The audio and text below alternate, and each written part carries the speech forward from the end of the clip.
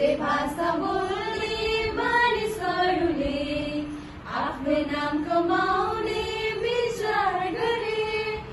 इँटा र अगत्र प्रयोग गरी आकाश सुने धरहर बनाउन थाले। आकाश सुने धरहर बनाउन थाले। परमेश्वरले स्वर्गबाट त्यो हेर्नुभयो, तिनीहरूको भाषा खलबलाउनुभयो। परमेश्वरले स्वर्गबाट यो देख्नुभयो, तिनीहरूको भाषा खलबलाउनुभयो।